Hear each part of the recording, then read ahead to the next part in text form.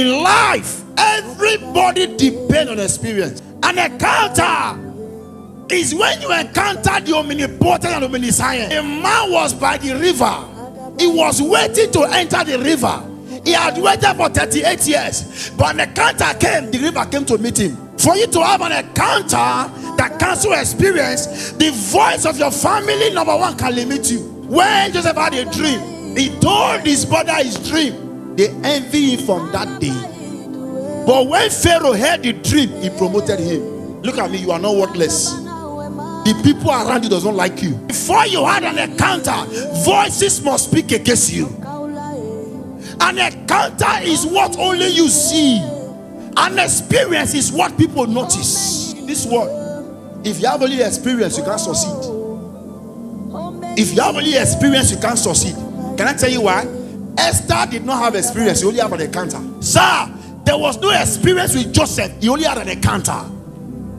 How did he become a prime minister? No school, no CV, no BSc. But what happened? It was the encounter with God that put him there. 1 Samuel 17:28. 1 Samuel 17:28. And Eliab, his eldest brother, heard when he spake unto the men. And Eliab's anger was kindled against David. And he said, Why camest thou down hither? And with whom hast thou left those few sheep in the wilderness? I say when you have an encounter, your family will be the first to speak against you. Let me tell you one truth. In life, people they will counter your encounter. They will counter it. Don't allow them succeed. What is your prophecy? What is your confession? If your confession is higher than your doubt, you will break through. Any encounter without faith, that faith is dead. It is the encounter you have that produces your faith. There are some battles your mother has fought for more than 24 years. By experience, they have not won the battle. There are some battles your father fought by experience, they have not won the battle. They say marriage did not favor your mother. That was my mother's experience, not my encounter. They say your mother could not feed. That was her experience, not my encounter. My encounter is different. Can I prove it to you? Galatians 6 verse 17. Let no man trouble me, for I bear in my body the mark of Christ. Hear me and hear me clearly. If you must receive an encounter, you must close your ear to what they are saying and hear what God is saying. Anytime the voice of people is more than the voice of what you believe, that means God is there. God is saying go. Anytime the discouragement is more, that means go. There's something there. Your encounter must be different. Confess who you are. Be bold to confess who you are. Nobody checks on a poor man. A poor man always asks a rich man, how are you? And a rich man does not ask him how are you, say fine. Because why?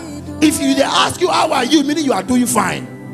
So if they ask a poor man how are you, wait till he go respond. That's why they will not ask him how are you. They cannot say fine because it's not fine. How can you claim what you are not? Let me tell you one truth. The man by the pool never thought they could heal him without the water, because to him healing comes through the water. So he had the experience that any man that must be healed must go through the water. He never knew there are sometimes protocols are broken. There are sometimes some things are allowed. God noticed that if I allow this man stay here, in 100 years he can enter the water. And the water came to meet the man. And when the water came to meet the man could not believe it was the water. Why? He had an experience that nobody could be healed except through the water.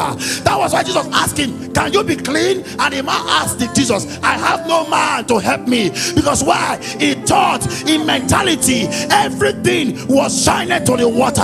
Can I talk to somebody here? You are here, you are here. You say my uncle go help me, my auntie go help me. I pray for you. Before they will help you, God will help you.